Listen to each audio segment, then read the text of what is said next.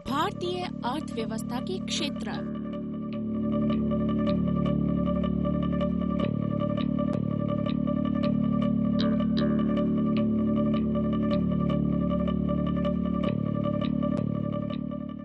आर्थिक कार्यों के क्षेत्र।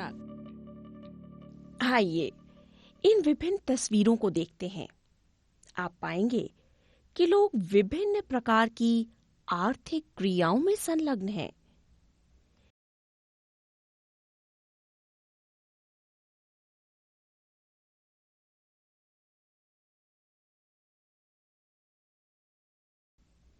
इन क्रियाओं में से कुछ वस्तुओं के उत्पादन से तथा कुछ सेवाओं के उत्पादन से संबंधित हैं।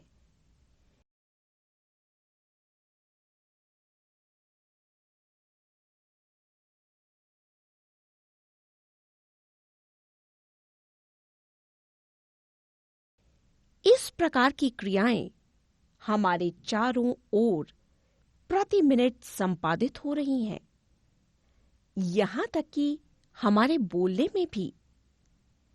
हम इन क्रियाओं को कैसे समझ सकते हैं? इसे समझने के लिए ये आवश्यक है कि कुछ महत्वपूर्ण मापदंडों के आधार पर इन क्रियाओं को विभिन्न समूहों में वर्गीकृत कर लिया जाए। इन समूहों को क्षेत्रक यानी सेक्टर भी कहते हैं।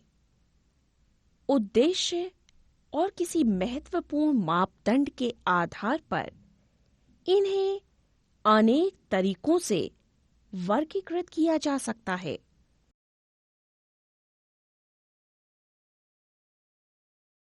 हम विभिन्न प्रकार की आर्थिक गतिविधियों से प्रारंभ करते हैं। अब हम विभिन्न प्रकार की आर्थिक गतिविधियों पर ध्यान देंगे। बहुत सारी गतिविधियां ऐसी हैं जो प्रत्यक्षतः प्राकृतिक संसाधनों के उपयोग पर आधारित हैं। उदाहरण के लिए कपास की खेती। इसका उत्पादन निश्चित फसल के मौसम में होता है। कपास के पौधे की वृद्धि मुख्यतः, परंतु पूर्ण रूप से नहीं, प्राकृतिक कारकों जैसे वर्षा, प्रकाश और मौसम पर निर्भर करती है। कपास एक प्राकृतिक उत्पाद है। इसी प्रकार डेयरी उत्पादन हेतु हमें जानवरों या पशुओं की जैविक क्रिया और चारे की उपलब्धता पर निर्भर होना पड़ता है। अतः इसका उत्पाद दूध एक प्राकृतिक उत्पाद है। इसी प्रकार खनिज और अयस्क भी प्राकृतिक उत्पाद हैं। जब हम प्राकृतिक संसाधनों का दोहन करके किसी वस्तु का उत्पादन करते हैं तो इस प्रकार की गतिविधि प्राथमिक क्षेत्र के अंतर्गत आती है। लेकिन इसे प्राथमिक क्यों कहते हैं? वो इसलिए कि ये क्षेत्र उन सभी वस्तुओं या उत्पादों के लिए आधार तैयार करता है जिन्हें हम क्रमशः निर्मित करते हैं या फिर जिनका उत्पादन कालांतर में किया जाता है। चूंकि हम अधिकांश प्राकृतिक उत्पाद कृषि, डेयरी, मत्स्यन और वनों से प्राप्त करते हैं, इसलिए इस क्षेत्र को हम कृषि और सहायक क्षेत्रक भी कहते हैं। द्वितीय क्षेत्र के अंतर्गत उन क्रियाओं को शामिल किया जाता है जिसमें प्राकृतिक उत्पादों के स्वरूप में परिवर्तन किया जाता है और ये परिवर्तन विनिर्माण प्रणाली के माध्यम से होता है। उसे हम औद्योगिक क्रियाओं से संबद्ध कर सकते हैं। ये प्राथमिक क्षेत्र के उपरांत अगला कदम है। द्वितीय क्षेत्र में उत्पाद सीधे प्रकृति द्वारा प्रदत्त नहीं होते, बल्कि उन्हें निर्मित किया जाता है। इसलिए यहाँ विनिर्माण की प्रक्रिया अपरिहार्य है। ये प्रक्रिया किसी कारखाने, किसी कार्यशाला अथवा घर पर संपन्न की जा सकती है। उदाहरण के लिए, कपास के रेशे का उपयोग करके सूत काटते हैं और सूत को बुनकर कपड़ा बनाया जाता है। गन्ने का उपयोग कच्चे माल के रूप में करके हम चीनी और गुड़ बनाते हैं। हम मिट्टी से ईंटें बनाते हैं और उन ईंटों का प्रयोग घर और भवनों के निर्माण में करते हैं। क्योंकि ये क्षेत्र विभिन्न प्रकार के संवर्धित उद्योगों से जुड़ा हुआ है, इसीलिए इसे औद्योगिक क्षेत्र भी कहा जाता है। प्राथमिक और द्वितीयक क्षेत्र के अतिरिक्त आर्थिक गतिविधियों की एक तीसरी कोटि भी आती है, जो तृतीय क्षेत्र के अंतर्गत आती है और ये पहले वर्णित दोनों क्षेत्रकों से भिन्न होती है। तीसरे क्षेत्र की क्रियाएं प्राथमिक और द्वितीयक क्षेत्रकों के विकास में सहायक सिद्ध होती हैं। ये क्रियाएं स्वयं वस्तुओं का उत्पादन नहीं करती, बल्कि उत्पादन क्रिया में सहायता प्रदान करती हैं। उदाहरण के लिए, प्राथमिक और द्वितीयक क्षेत्रकों में उत्पादित वस्तुओं के परिवहन हेतु ट्रक या फिर ट्रेन की आवश्यकता होती है और तभी इन्हें थोक और फुटकर दुकानों में बेचा जाता है। समय समय पर इन्हें गोदामों में रखना भी आवश्यक होता है। वस्तुओं के उत्पादन और व्यापार की वृद्धि हेतु हमें टेलीफोन की आवश्यकता होती है या फिर पत्राचार की, अर्थात संचार माध्यमों की आवश्यकता होती है। और इसके साथ साथ उधार पर बैंकों से धन लेने की भी आवश्यकता होती है। तृतीय क्रियाओं के प्रमुख उदाहरण हैं परिवहन, भंडारण, संचार, बैंकिंग और व्यापार आदि। चूंकि ये क्रियाएं वस्तुओं की तुलना में सेवाओं का उत्पादन अधिक मात्रा में करती हैं, अतः तृतीय क्षेत्र को सेवा क्षेत्र भी कहते हैं। सेवा क्षेत्र में कुछ ऐसी आवश्यक क्रियाएं शामिल की जाती हैं जो प्रत्यक्षतः वस्तुओं के उत्पादन से संबंधित नहीं होती। उदाहरण के लिए, हमें शिक्षकों, चिकित्सकों और व्यक्तिगत सेवाएं प्रदान करने वालों जैसे कि धोबी, नाई, मोची, वकील, प्रशासक और अकाउंटेंट की आवश्यकता होती है। हाल के ही समय में कुछ नई प्रकार की सेवाओं ने महत्वपूर्ण स्थान प्राप्त कर लिया है।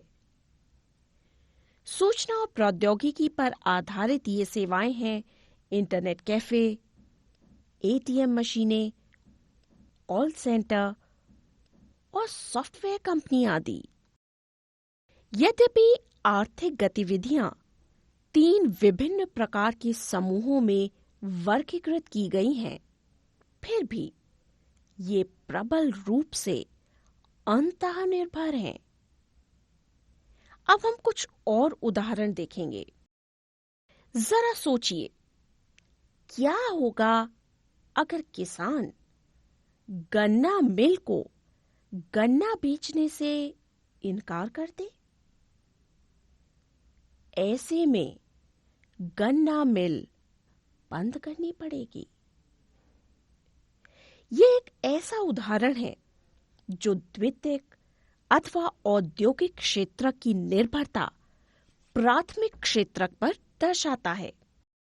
जरा सोचिए, क्या होगा यदि कंपनियां कपास की फसल को भारतीय बाजार से खरीदने से इनकार कर दें और अपनी आवश्यकता के लिए कपास का आयात अन्य देशों से करें?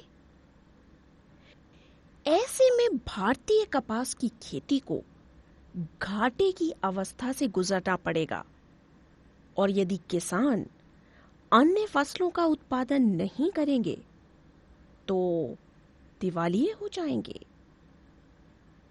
चलिए एक और उदाहरण लेते हैं।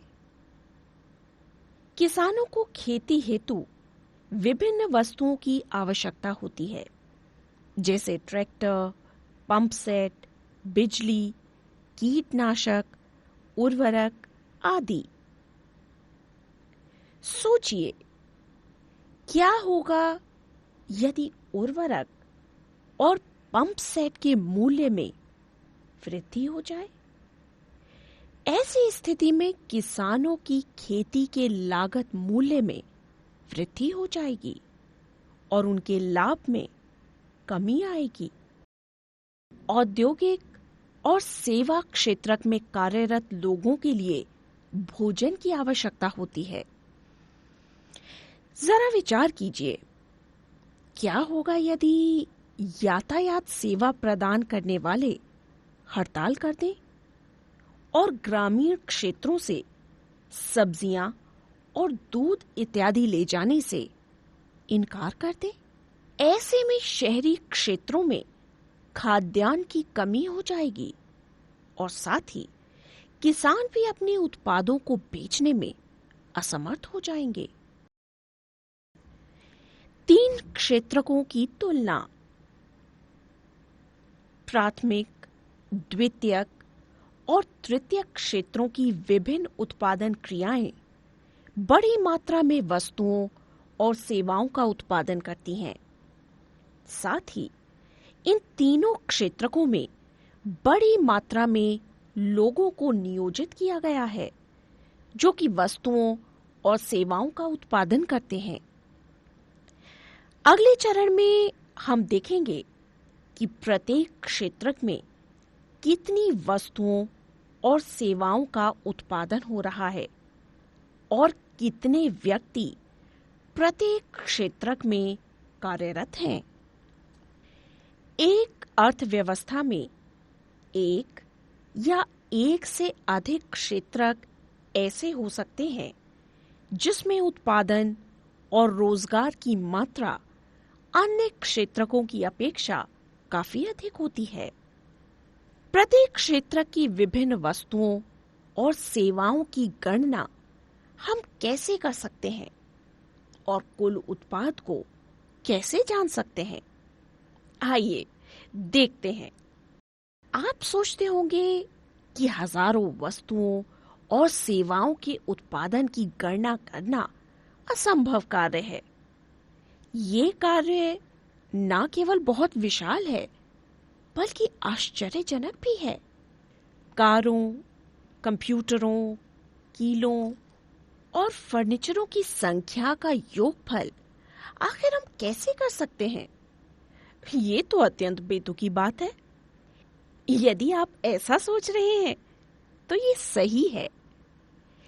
इस समस्या के निराकरण के लिए अर्थशास्त्री सलाह देते हैं कि वस्तुओं और सेवाओं के मूल्य का उपयोग किया जाना चाहिए, न कि उनकी वास्तविक संख्या का।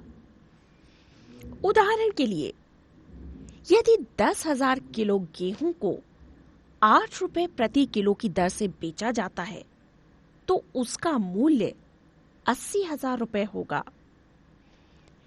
नारियल के 5,000 नगों का मूल्य 10 रुपए प्रति नग की दर से 50,000 रुपए होगा। इसी प्रकार तीनों क्षेत्रकों में उत्पादित वस्तुओं और सेवाओं के मूल्य की गणना कर उन्हें जोड़ा जाना चाहिए। यहाँ इस बात के संदर्भ में एक सावधानी रखना बेहद जरूरी है, और वो ये कि प्रत्येक वस्तु या सेवा जिसका उत्पादन और विक्रय किया जाता है उसे जोड़ना आवश्यक नहीं है। इसका अर्थ ये है कि हम केवल अंतिम वस्तुओं और सेवाओं को ही शामिल करेंगे।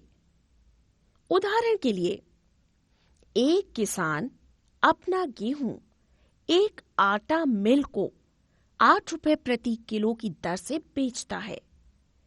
मिल द्वारा गेहूं को पीसकर आटा बनाया जाता है और मिल वही आटा 10 रुपए प्रति किलोग्राम की दर से एक बिस्कुट कंपनी को बेच देती है।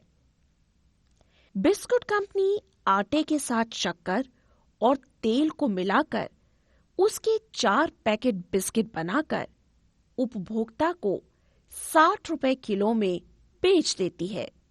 एक विशेष वर्ष में प्रत्येक क्षेत्रक में उत्पादित अंतिम वस्तुओं और सेवाओं का मूल्य उस विशेष वर्ष में उस क्षेत्र के समस्त उत्पादन को दर्शाता है। इस प्रकार अर्थव्यवस्था के तीनों क्षेत्रकों के समस्त उत्पादन के योग को किसी देश का सकल घरेलू उत्पाद यानी ग्रॉस डोमेस्टिक प्रोडक्ट यानी जीडीपी कहते हैं। इस प्रकार ये किसी देश के भीतर एक निश्चित वर्ष के अंदर उत्पादित समस्त वस्तुओं और सेवाओं के मूल्य को दर्शाता है। सकल घरेलू उत्पाद किसी देश की अर्थव्यवस्था की व्यापकता को दर्शाता है। भारत में सकल घरेलू उत्पाद जैसे विशाल कार्य की गणना केंद्रीय सरकार के मंत्रालय द्वारा की जाती है।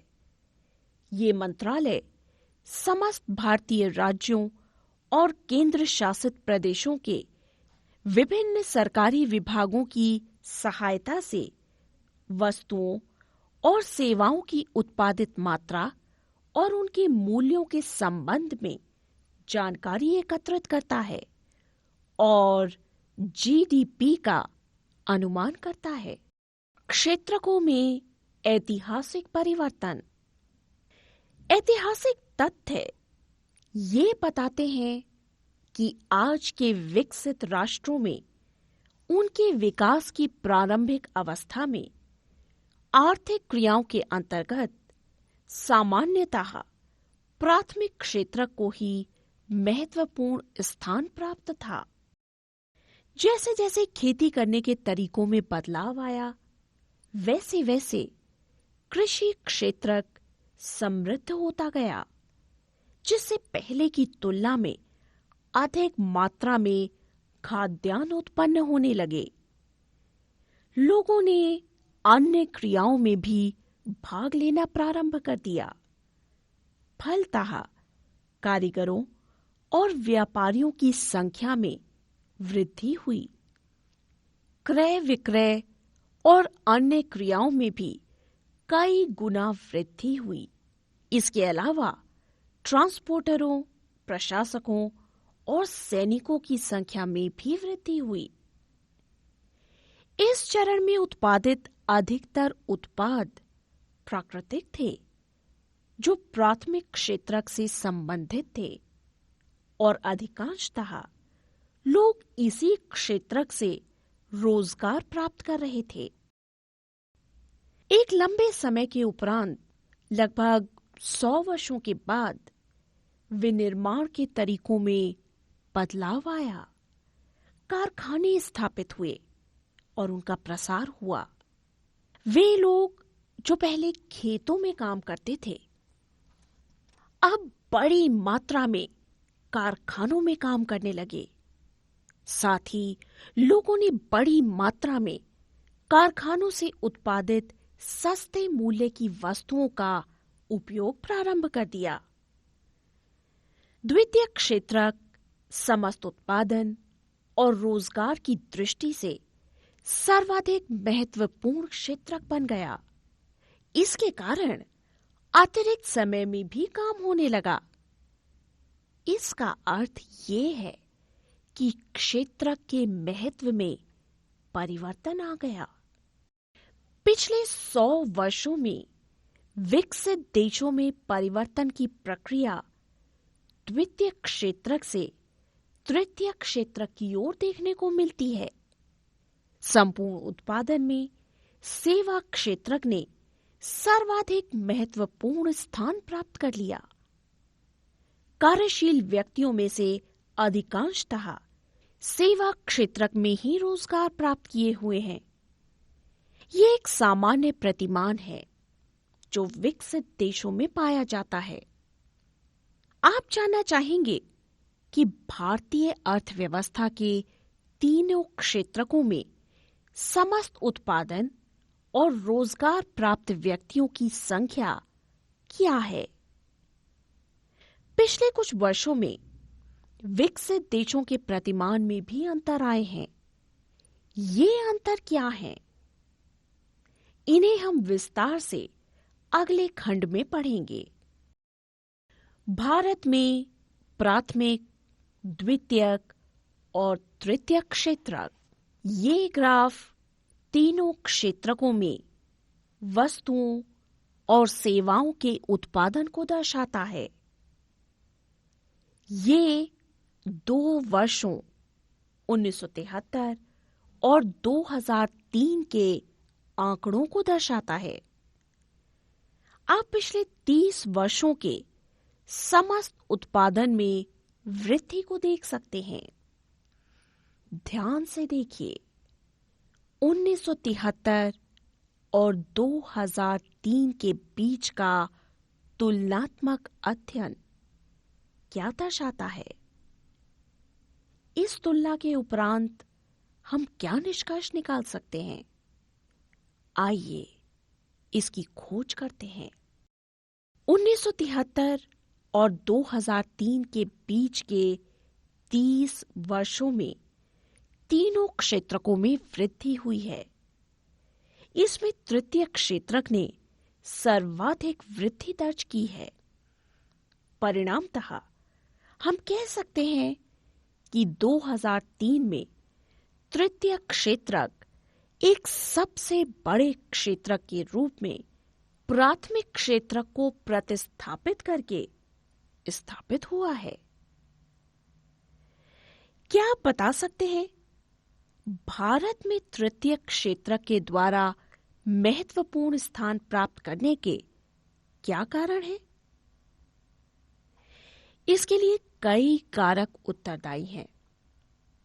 पहला, किसी देश में विभिन्न प्रकार की सेवाएं जैसे अस्पताल, शिक्षा संस्थान, डाक एवं तार सेवाएं, पुलिस स्टेशन, न्यायालय, ग्रामीण प्रशासन कार्यालय, नगर निगम, रक्षा, परिवहन, बैंक और बीमा कंपनी आदि की आवश्यकता होती है।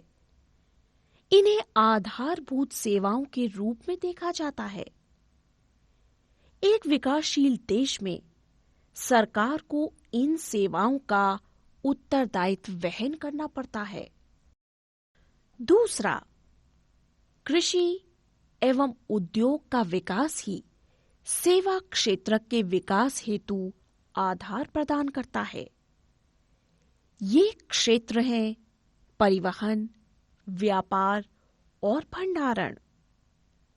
यदि प्राथमिक और द्वितीयक क्षेत्रकों का विकास होता है तो इन सेवाओं की मांग में अधिक वृद्धि हो जाएगी। तीसरा कारक यह है कि जैसे ही आमदनी के स्तर में वृद्धि होती है, कुछ व्यक्तियों द्वारा अधिक मात्रा में अन्य सेवाओं जैसे होटलों में खाना पीना, पर्यटन, खरीदारी, निजी अस्पताल, निजी स्कूल या फिर व्यावसायिक प्रशिक्षण की मांग बढ़ जाती है। आप इन परिवर्तनों को शहरों, विशेषकर बड़े शहरों में बहुत तेजी से होते हुए देख सकते हैं। चौथा कारक ये है कि पिछले दशक में कुछ निश्चित सेवाएं जो कि सूचना और संचार तकनीकी पर आधारित सेवाओं ने महत्वपूर्ण और अनिवार्य रूप ग्रहण कर लिया है। इन सेवाओं के उत्पादन की मात्रा तेजी से बढ़ रही है। हमें ये ध्यान रखना चाहिए कि सभी सेवा क्षेत्रकों में समान रूप से वृद्धि नहीं हुई। भारत में सेवा क्षेत्रक में विभिन्न प्रकार के लोग नियोजित हैं। एक ओर यहां सीमित मात्रा में ऐसी सेवाएं हैं जिसमें अत्यंत कुशल और शिक्षित श्रमिकों को रोजगार मिलता है। वहीं दूसरी ओर सेवा क्षेत्रक में बड़ी मात्रा में ऐसे लोग हैं जो कि छोटी दुकानों, वस्तुओं की मरम्मत करना या फिर परिवहन सेवाओं आदि में कार्यरत हैं। इन सेवाओं में नियोजित लोग मुश्किल से ही जीवन निर्वाह हेतु कमा पाते हैं, लेकिन फिर भी वे इन सेवाओं में नियोजित हैं क्योंकि उनके लिए इन सेवाओं के अतिरिक्त अन्य सेवाओं के अवसर उपलब्ध नहीं हैं। इस प्रकार इस क्षेत्र का एक भाग ही महत्व प्राप्त कर रहा है। ये दूसरा ग्राफ तीनों क्षेत्रकों के प्रतिशत को दर्शाता है और अब इस ग्राफ में आप प्रत्यक्ष रूप से इन तीनों क्षेत्रकों के बदलते महत्व को देख सकते हैं जो कि पिछले 30 वर्षों में हुआ। भारतीय संदर्भ में ये तथ्य याद रखने योग्य है कि जितना परिवर्तन हम तीनों क्षेत्रकों के जीडीपी के भाग में देखते हैं, उतना परिवर्तन रोजगार में नहीं हुआ। ग्राफ 3 1973 और 2000 में 3 क्षेत्रकों में रोजगार के भाग को दर्शाता है। प्राथमिक क्षेत्रक ही सन 2000 में भी सबसे बड़े रोजगार प्रदान करने वाले क्षेत्रक की भूमिका निभा रहा था और ऐसा इसलिए कि द्वितीयक और तृतीयक क्षेत्रक में पर्याप्त मात्रा में रोजगार उत्पन्न नहीं हुए। यहां तक कि वस्तुओं के उत्पादन या औद्योगिक उत्पादन में 8 गुना वृद्धि हुई, जबकि औद्योगिक क्षेत्रक में रोजगार में 2.5 गुना वृद्धि हुई। ठीक इसी प्रकार सेवा क्षेत्रक के उत्पादन में 11 गुना वृद्धि हुई, जबकि रोजगार में 3 गुना से भी कम। परिणामतः प्राथमिक क्षेत्रक में देश के आधे से अधिक लोग कार्य करते हैं। अकेला कृषि क्षेत्रक ही जीडीपी के 1/4 भाग का उत्पादन करता है। इसके विपरीत द्वितीयक और तृतीयक क्षेत्रक जीडीपी के 3/4 भाग का उत्पादन करते हैं, जबकि इसमें देश के आधे से भी कम लोगों को रोजगार प्राप्त है। तो इसका अर्थ ये है कि कृषि क्षेत्रक में कार्यरत लोग उतना उत्पादन नहीं कर रहे जितना कि वे कर सकते हैं। क्या इसका अर्थ ये हुआ कि कृषि क्षेत्रक में आवश्यकता से अधिक लोग कार्यरत हैं? इसलिए यदि हम इस क्षेत्रक से कुछ व्यक्तियों को बाहर निकाल लें तो भी इसके उत्पादन पर कोई असर नहीं पड़ेगा? या फिर दूसरे शब्दों में हम कह सकते हैं कि कृषि क्षेत्रक में अल्प बेरोजगारी है। हम एक छोटे किसान लक्ष्मी का उदाहरण लेते हैं। लक्ष्मी, जिसके पास लगभग 2 हेक्टेयर जमीन है, सिंचाई के कोई साधन नहीं है। सिंचाई हेतु वो केवल वर्षा के जल पर ही निर्भर है। उसके खेत में ज्वार और अरहर जैसी फसलें उगती हैं। उसके परिवार के सभी 5 सदस्य वर्ष भर खेत में काम करते हैं। ऐसा क्यों? क्योंकि उनके पास कहीं कोई और काम नहीं है। आप देख रहे हैं कि उनमें से प्रत्येक व्यक्ति कार्य कर रहा है, कोई बेकार नहीं है। लेकिन वास्तविकता ये है कि उनके श्रम प्रयास विभाजित हैं।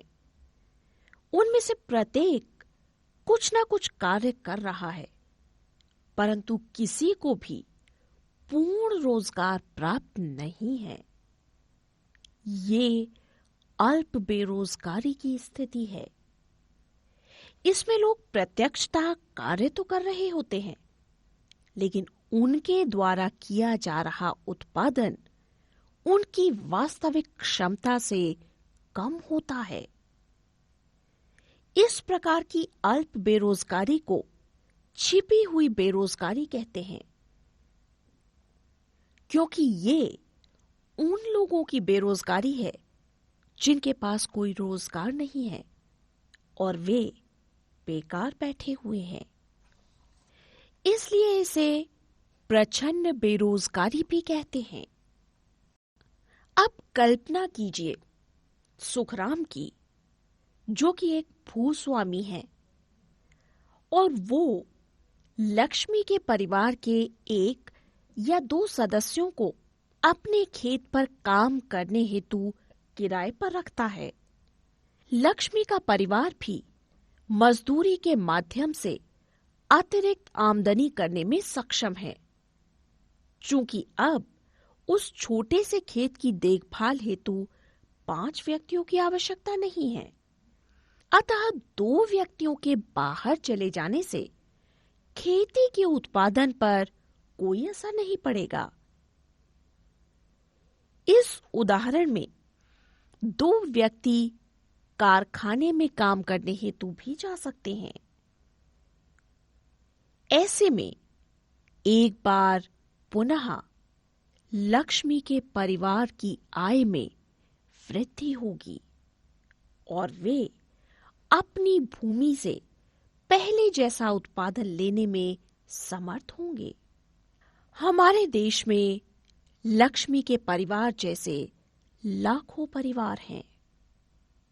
इसका अर्थ यह है, यदि हम कृषि क्षेत्र से एक बड़ी मात्रा में व्यक्तियों को निकालकर उन्हें अन्य किसी क्षेत्र में समुचित रोजगार प्रदान करें, तो इससे कृषि की उत्पादकता पर कोई विपरीत असर नहीं पड़ेगा, बल्कि वे लोग जो कि अन्य रोजगार प्राप्त करेंगे, परिवार की समस्त आय में वृद्धि करेंगे।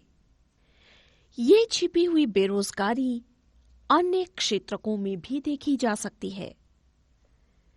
उदाहरण के लिए सेवा क्षेत्र के अंतर्गत शहरी क्षेत्र में हजारों ऐसे अनियमित कर्मचारी हैं जो दिन प्रतिदिन के रोजगार की तलाश करते हैं।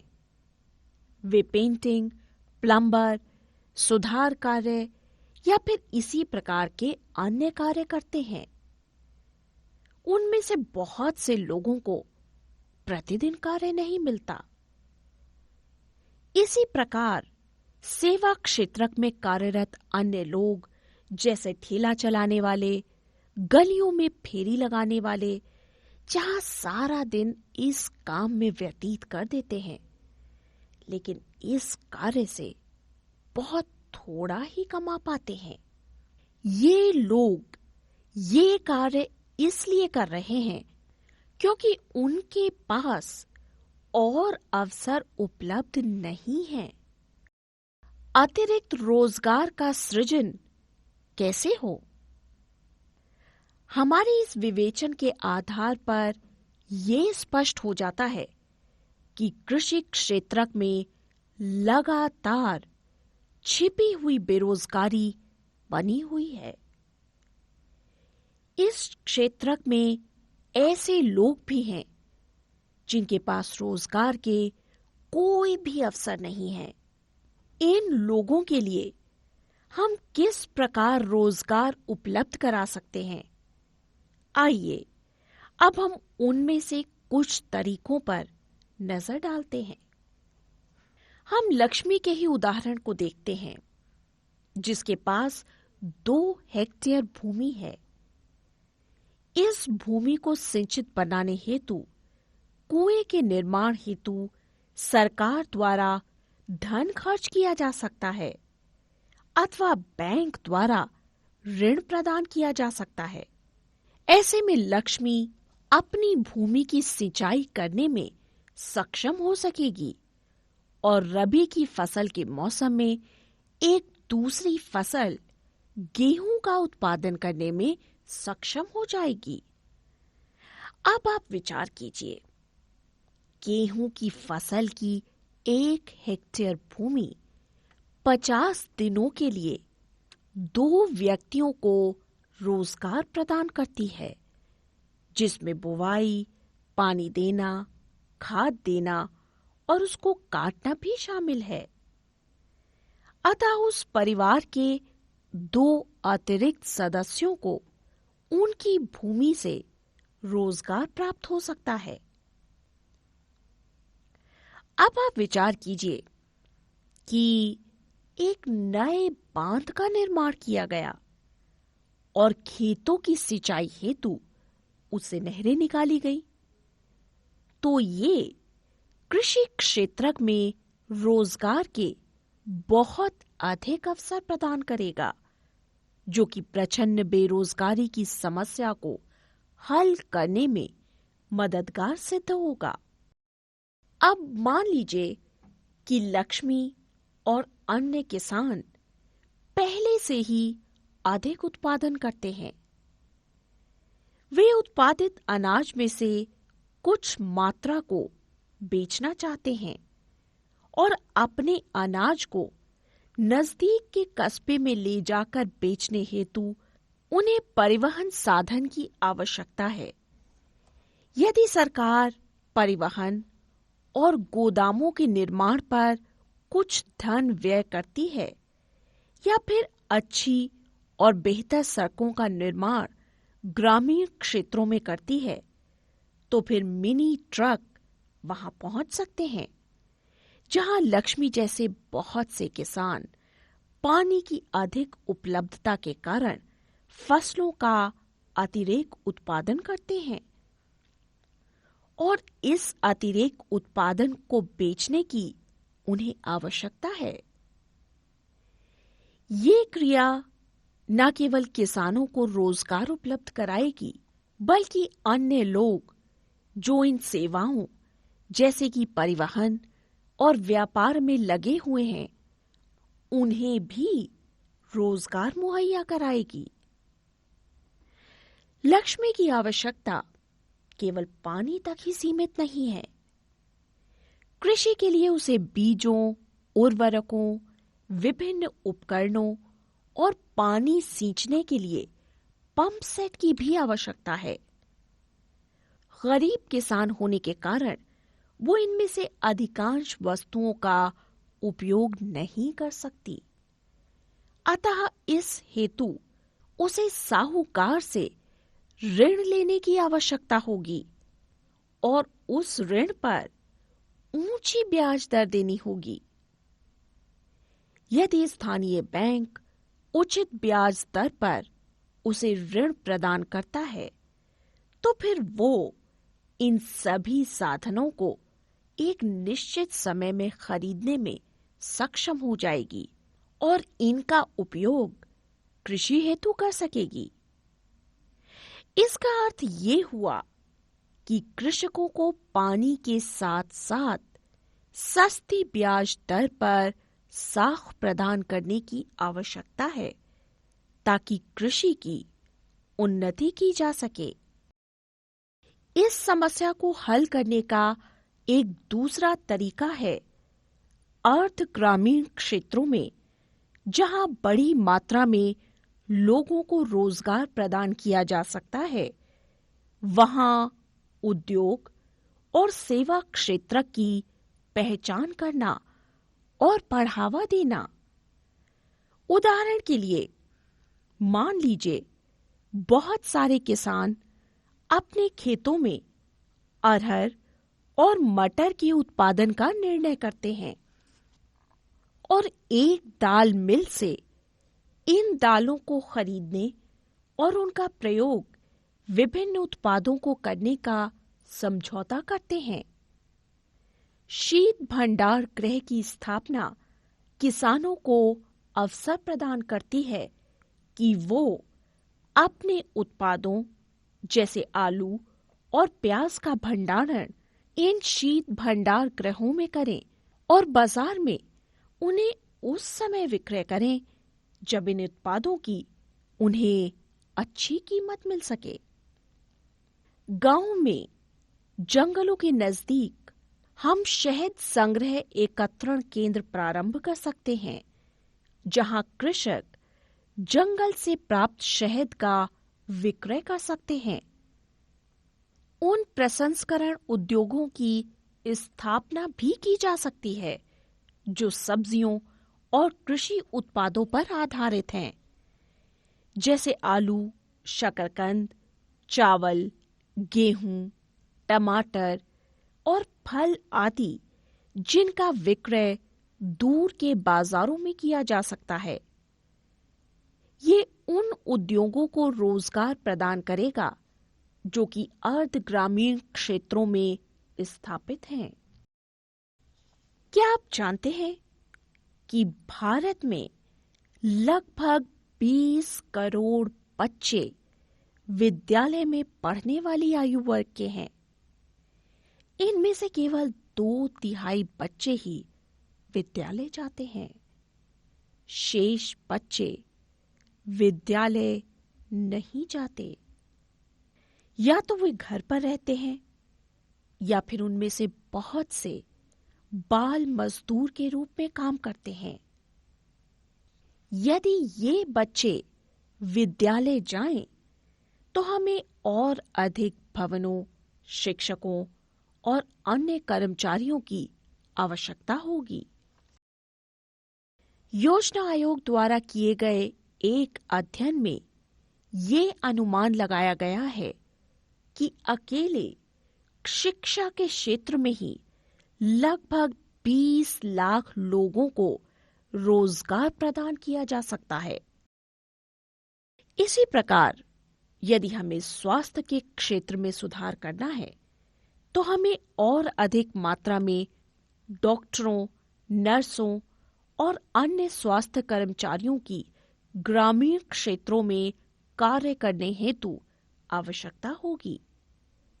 ये कुछ ऐसे उपाय हैं जिनके माध्यम से रोजगार के अधिक अवसर उत्पन्न किए जा सकते हैं और इस प्रकार हम विकास के महत्वपूर्ण पहलुओं पर विचार करने में सक्षम हो जाएंगे। प्रत्येक राज्य और क्षेत्र में ये क्षमता है कि वो अपने क्षेत्र के लोगों की आय में वृद्धि कर सके और उन्हें रोजगार के अवसर उपलब्ध कराए। ये पर्यटन अथवा क्षेत्रीय शिल्पकला उद्योग या फिर नई सेवाएं जैसे आईटी आदि के रूप में हो सकते हैं। उनमें से कुछ के लिए समुचित योजना और सरकारी सहायता की आवश्यकता होगी। उदाहरण के लिए, योजना आयोग के अध्ययन के अनुसार यदि पर्यटन को एक क्षेत्र के रूप में सही प्रकार विकसित किया जाता है, तो प्रति वर्ष हम 35 लाख से भी अधिक रोजगार के अवसर सृजित कर सकते हैं। हम जानते हैं कि चर्चा किए गए सुझावों के अमल में समय लगेगा, अतः एक अल्पावधि के लिए हमें कुछ तीव्र उपायों की आवश्यकता है। इसे ध्यान में रखते हुए केंद्र सरकार ने हाल में ही काम करने के अधिकार को लागू करने हेतु एक कानून बनाया है, जिसे भारत के 200 जिलों में लागू किया गया है। इसे राष्ट्रीय ग्रामीण रोजगार गारंटी अधिनियम 2005 यानी NREGA 2005 कहा गया है। इसके अंतर्गत ऐसे व्यक्ति जिन्हें काम की आवश्यकता है और जो काम करने में सक्षम हैं, उन्हें सरकार द्वारा वर्ष भर में 200 दिन का रोजगार प्रदान करने की गारंटी दी गई है। यदि सरकार रोजगार उपलब्ध कराने में असफल रहती है, तो उन व्यक्तियों को बेरोजगारी भत्ता प्रदान किया जाएगा। इस अधिनियम के अंतर्गत उन कामों को वरीयता दी जाएगी जो भविष्य में भूमि से उत्पादन बढ़ाने में मदद करें। संगठित और असंगठित रूप में क्षेत्रकों का विभाजन। अब हम अन्य उपायों को देखेंगे जो कि आर्थिक कार्यों को विभाजित करते हैं। ये दर्शाता है कि रोजगार प्राप्त लोगों की कार्य की दशाएं क्या हैं। क्या रोजगार के संबंध में उन्हें नियमों और कानूनों का पालन करना पड़ता है? आइए कांता और कमल के उदाहरण के माध्यम से हम इसे जानने का प्रयास करेंगे। कांता एक कार्यालय में कार्य करती है। उसके कार्यालय का समय 9:30 बजे प्रातः से 5:30 बजे सायंकाल तक का है। वो नियमित रूप से प्रत्येक महीने के अंत में वेतन पाती है। वेतन के अतिरिक्त उसे भविष्य निधि का लाभ भी सरकार द्वारा निर्धारित नियमों के अंतर्गत मिलता है। उसे चिकित्सीय और अन्य प्रकार के भत्ते भी मिलते हैं। कांता रविवार को कार्यालय नहीं जाती। ये एक सवेतन अवकाश है। जब उसने नौकरी आरंभ की थी तो उसे एक नियुक्ति पत्र मिला था जिसमें नौकरी की शर्तें एवं निबंधन का उल्लेख था। कमल कांता का पड़ोसी है। वो एक दैनिक वेतनभोगी मजदूर है जो पास में ही किराने की दुकान में काम करता है। वो प्रातः 7:30 बजे दुकान जाता है और 8 बजे सायंकाल वापस आता है। उसे अपनी मजदूरी के अतिरिक्त अन्य कोई भत्ते नहीं मिलते। उसे उन दिनों का कोई वेतन नहीं मिलता जब वो कार्य नहीं करता। उसे किसी भी प्रकार का अवकाश अथवा वैतनिक अवकाश प्राप्त नहीं है। न ही उसे इस प्रकार का कोई औपचारिक पत्र मिला था कि वो इस दुकान में कार्य कर रहा है। उसे कभी भी नौकरी से उसके नियोक्ता द्वारा हटाया जा सकता है। क्या आपने कांता और कमल की कार्य दशाओं में अंतर देखा? कांता एक संगठित क्षेत्रक में कार्य करती है। संगठित क्षेत्रक में वे प्रतिष्ठान एवं कार्यालय आते हैं जहां रोजगार अवधि नियमित है और लोगों के पास सुनिश्चित काम होता है। सरकार द्वारा इन क्षेत्रकों का पंजीकरण किया जाता है और उन्हें सरकारी नियमों विनियमों का पालन करना होता है। इन नियमों एवं विनियमों का अनेक विधियों जैसे कारखाना अधिनियम, न्यूनतम मजदूरी अधिनियम, सेवानुदान अधिनियम, दुकान और प्रतिष्ठान अधिनियम में उल्लेख किया गया है। इसे संगठित क्षेत्र कहते हैं क्योंकि इसकी निश्चित एवं औपचारिक प्रक्रिया और कार्यविधि होती है। कुछ लोग किसी के द्वारा नियोजित नहीं होते, बल्कि वे स्वतः काम कर सकते हैं, परंतु वे भी स्वयं को सरकार के समक्ष पंजीकृत कराते हैं तथा नियमों और विनियमों का पालन करते हैं। संगठित क्षेत्र के कर्मचारियों को रोजगार की सुरक्षा प्राप्त है।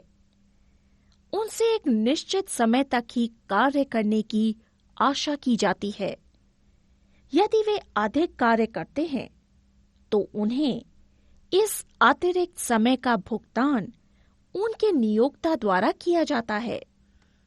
उन्हें इसके अतिरिक्त कई अन्य प्रकार के लाभ भी प्राप्त होते हैं।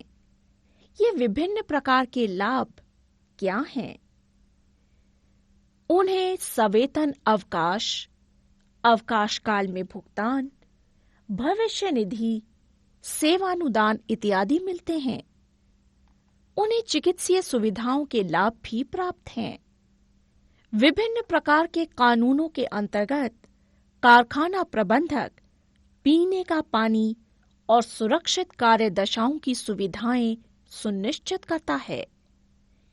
जब ये कर्मचारी सेवानिवृत्त होते हैं तो उन्हें पेंशन भी मिलती है।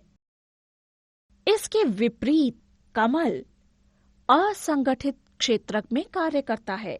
असंगठित क्षेत्र के अंतर्गत छोटी और बिखरी हुई इकाइयां आती हैं, जो कि अधिकांशतः सरकारी नियंत्रण से बाहर होती हैं। इस क्षेत्र के नियम और विनियम तो होते हैं, परंतु इनका अधिकांशतः पालन नहीं किया जाता। यहाँ नौकरियां निम्न भुगतान पर दी जाती हैं और प्रायः ये नियमित भी नहीं होती। इस क्षेत्र में अतिरिक्त समय में काम करने, सवेतन अवकाश, छुट्टियां और बीमारी के कारण अवकाश इत्यादि का कोई प्रावधान नहीं है। यहाँ रोजगार सुरक्षित नहीं है। कर्मचारी को बिना किसी कारण के भी नौकरी छोड़ने को कहा जा सकता है। जब इस क्षेत्र में कार्य कम होता है, विशेषकर किसी मौसम में, तो कुछ लोगों को नौकरी से अलग कर दिया जाता है। यहाँ पर बहुत कुछ नियोक्ता की पसंद पर निर्भर करता है। इस क्षेत्र में वे लोग भी शामिल हैं जिनका स्वयं का छोटा कारोबार है, जैसे गलियों में सामान बेचना और विभिन्न प्रकार के मरम्मत कार्य आदि। इसी प्रकार किसान अपने खेतों पर काम करते हैं और जब उन्हें आवश्यकता होती है तब वे मजदूरी पर श्रमिकों को भी लगाते हैं। असंगठित क्षेत्र के श्रमिकों का संरक्षण कैसे हो? संगठित क्षेत्र अत्यधिक मांग पर ही रोजगार प्रस्तावित करते हैं, लेकिन संगठित क्षेत्र में रोजगार के अवसरों में वृद्धि बहुत धीरे धीरे हो रही है।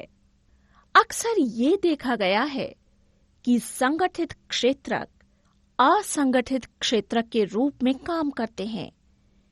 वे इस प्रकार की रणनीति पर वंचन और श्रमिकों को संरक्षण प्रदान करने वाली विधियों के अनुपालन से बचने के लिए अपनाते हैं।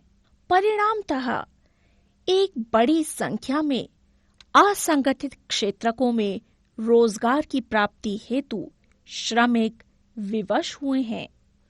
जो बहुत कम वेतन देते हैं, उनका प्रायः शोषण होता है और उन्हें प्रायः उचित मजदूरी भी नहीं मिलती। उनकी आमदनी कम भी है और नियमित भी नहीं। उन्हें रोजगार की सुरक्षा भी प्राप्त नहीं है और अन्य सुविधाएं भी नहीं। 1990 से प्रायः ये देखा जा रहा है कि बड़ी संख्या में लोग संगठित क्षेत्र की नौकरियों को खोते जा रहे हैं। इन लोगों को असंगठित क्षेत्र में कम आमदनी पर रोजगार प्राप्त करने हेतु विवश किया जा रहा है। अतः अधिक रोजगार की आवश्यकता के अलावा सहयोग और संरक्षण की आवश्यकता भी असंगठित क्षेत्र में कार्य करने वाले लोगों के लिए अपेक्षित है। वे लाचार लोग कौन हैं जिन्हें संरक्षण की आवश्यकता है? ग्रामीण क्षेत्रों में असंगठित क्षेत्र में शामिल हैं मुख्यतः भूमिहीन कृषि मजदूर, छोटे और सीमांत किसान, फसल बटाईदार और कारीगर जैसे बुनकर, लुहार, बढ़ई और सुनार। भारत में लगभग 80% ग्रामीण परिवार छोटे और सीमांत कृषकों की श्रेणी में आते हैं। इन किसानों को सही समय पर बीज की आपूर्ति, कृषि उपकरणों, आगत, साख, भंडारण और विपणन सुविधा की जरूरत है। शहरी क्षेत्रों में असंगठित क्षेत्र में मुख्यतः लघु उद्योगों में कार्यरत श्रमिक, निर्माण, व्यापार और परिवहन में कार्यरत आकस्मिक श्रमिक, गलियों में फेरी लगाने वाले, सिर पर भार ढोने वाले, वस्त्र निर्माण करने वाले और कबाड़ इकट्ठा करने वाले लोग शामिल हैं। लघु उद्योगों के लिए कच्चे माल की प्राप्ति और उनके विपणन हेतु सरकारी सहायता की आवश्यकता होती है। शहरी और ग्रामीण क्षेत्रों में कार्यरत आकस्मिक मजदूरों को संरक्षण प्रदान किया जाना चाहिए। हम ये भी देखते हैं कि असंगठित क्षेत्र में बहुसंख्यक श्रमिक अनुसूचित जाति, अनुसूचित जनजाति और पिछड़े वर्ग के हैं। अनियमित और निम्न वेतनिक कार्य के अतिरिक्त इन कर्मचारियों को सामाजिक भेदभाव का सामना भी करना पड़ता है। इसलिए असंगठित क्षेत्र के कर्मचारियों को सामाजिक और आर्थिक विकास की धारा से जोड़ने हेतु सहयोग और संरक्षण की आवश्यकता है। स्वामित्व आधारित क्षेत्र, सार्वजनिक और निजी क्षेत्र। आर्थिक गतिविधियों को क्षेत्रकों में वर्गीकृत करने का एक अन्य तरीका ये है कि परिसंपत्तियों का स्वामी और सेवाओं की उपलब्धता के लिए जिम्मेदार कौन है। सार्वजनिक क्षेत्र में अधिकांश परिसंपत्तियों पर सरकार का स्वामित्व होता है और सरकार ही सभी सेवाएं उपलब्ध कराती है। निजी क्षेत्र में परिसंपत्तियों पर स्वामित्व और सेवाओं के वितरण की जिम्मेदारी एकल व्यक्ति या कंपनी के हाथों में होती है। रेलवे अथवा डाकघर सार्वजनिक क्षेत्र के उदाहरण हैं, जबकि Tata iron and steel company limited यानी टिस्को अथवा रिलायंस इंडस्ट्रीज लिमिटेड जैसी कंपनियां निजी स्वामित्व में हैं। निजी क्षेत्र की गतिविधियों का ध्येय लाभ अर्जित करना होता है। इनकी सेवाओं को प्राप्त करने के लिए हमें इन एकल स्वामियों और कंपनियों को भुगतान करना पड़ता है। सार्वजनिक क्षेत्र का ध्येय केवल लाभ कमाना नहीं होता। सरकार सेवाओं पर किए गए व्यय की भरपाई करों या फिर अन्य तरीकों से करती है। वर्तमान समय में सरकार सभी तरह की गतिविधियों पर व्यय करती है। ये गतिविधियां क्या हैं? सरकार ऐसी गतिविधियों पर व्यय क्यों करती है? आइए ज्ञात करें। कई ऐसी चीजें हैं जिनकी आवश्यकता समाज के सभी सदस्यों को होती है, परंतु उन्हें निजी क्षेत्र उचित कीमत पर उपलब्ध नहीं कराते हैं। क्यों? क्योंकि इनमें से कुछ चीजों पर बहुत अधिक पैसे खर्च करने पड़ते हैं, जो निजी क्षेत्रकों की क्षमता से बाहर होता है। इन चीजों का इस्तेमाल करने वाले हजारों लोगों से पैसा एकत्र करना भी आसान नहीं होता। और फिर यदि वे चीजों को उपलब्ध कराते हैं तो फिर वो उसकी ऊंची कीमत वसूलते हैं। जैसे सड़कों, पुलों, रेलवे और बिजली आदि का निर्माण या फिर बांध आदि से सिंचाई की सुविधा उपलब्ध कराना। इसलिए सरकार ऐसे भारी व्यय स्वयं उठाती है और सभी लोगों के लिए इन सुविधाओं को सुनिश्चित करती है। कुछ गतिविधियां ऐसी हैं जिन्हें सरकारी समर्थन की जरूरत पड़ती है। निजी क्षेत्रक उन उत्पादनों अथवा व्यवसायों को तब तक जारी नहीं रख सकते जब तक सरकार उन्हें प्रोत्साहित नहीं करती। जैसे उत्पादन मूल्य पर बिजली की बिक्री से औद्योगिक उत्पादन लागत में वृद्धि हो सकती है। अनेक इकाइयां, विशेषकर लघु इकाइयां, बंद हो सकती हैं। यहां सरकार उस दर पर बिजली उत्पादन और वितरण के लिए कदम उठाती है जिस पर ये उद्योग बिजली खरीद सकते हैं। सरकार लागत का कुछ अंश वहन करती है। इसी प्रकार भारत सरकार किसानों से उचित मूल्य पर गेहूं और चावल खरीदती है। इसे अपने गोदामों में भंडारित करती है और राशन दुकानों के माध्यम से उपभोक्ताओं को कम मूल्य पर बेचती है। सरकार लागत का कुछ भाग वहन करती है। इस प्रकार सरकार किसानों और उपभोक्ताओं दोनों को सहायता पहुंचाती है। अधिकतर आर्थिक गतिविधियां ऐसी हैं जिनकी प्राथमिक जिम्मेदारी सरकार पर है।